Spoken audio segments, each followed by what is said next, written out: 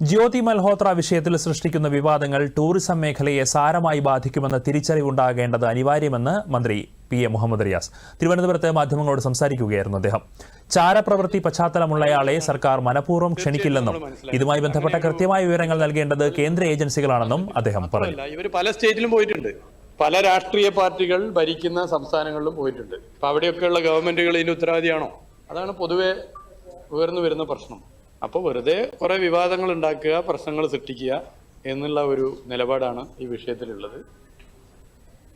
അപ്പോൾ അത് നാട്ടിലെ ജനങ്ങൾ ഇതൊക്കെ മനസ്സിലാക്കുന്നുണ്ട്. പക്ഷേ പൊതുവെ ടൂറിസം മേഖലയ്ക്ക് ഇതൊരു പ്രയാസം സൃഷ്ടിക്കരുത്. രാഷ്ട്രീയമായി ഇപ്പോൾ മന്ത്രിയെയോ ഗവൺമെന്റിനെയോ ഒക്കെ ആക്രമിക്കുന്ന രീതി അത് സ്വാഭാവികമാണ്. എന്നാൽ ഇത് ടൂറിസം ഇൻഡസ്ട്രിയെയും ടൂറിസം മേഖലയെയും ബാധിക്കുമെന്ന് തിരിച്ചറിവ് ഉണ്ടാകേണ്ടത് അനിവാര്യമാണ്.